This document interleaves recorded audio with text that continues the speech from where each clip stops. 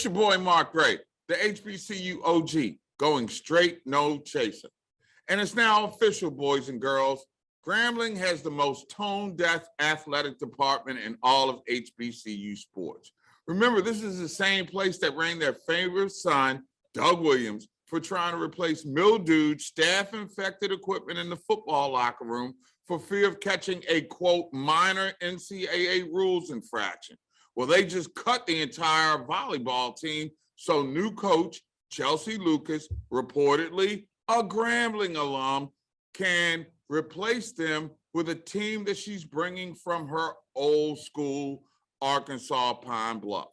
In TV reports, the players said that they only had 3 total practices this year, and they were constantly berated by their coach. They didn't play a schedule this year, and now the school says it's supposedly hosting open tryouts on campus to see if there are any other scholarship-worthy athletes. Now, let's go back a couple of months, because this is the same place where football coach Hugh Jackson hired former Baylor coach Art Briles, and it became a national disgrace. Their athletic director, Dr. Travian Scott, also said he vetted Briles, but he still ended up with egg on his face after he was checked on social media and all across the country, ultimately by Stephen A. Smith on First Take.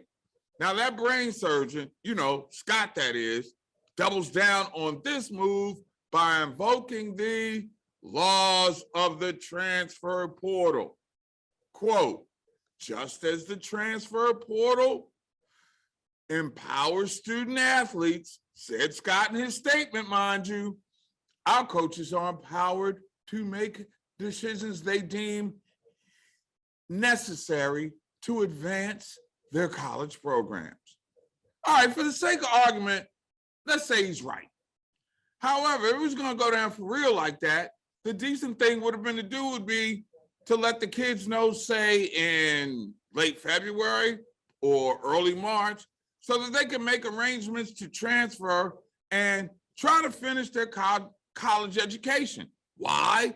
Because it was the right thing to do. And remember, it was Jackson that openly said after the football spring game that the school could use a $5 million investment to change the direction of the program. Hugh, this is a bad look, dog. How can any benevolent philanthropist not shorten his long or her long corporate partnership arms when the athletic department shows no empathy for its student athletes? If an HBCU can hire an assistant coach whose resume includes a team of sanctioned sexual predators over a space of 4 years at least at Baylor, and now another woman who returns to her alma mater and alters the trajectory of young Black women student athletes who may not get a chance to get their college degrees because they were counting on this scholarship money.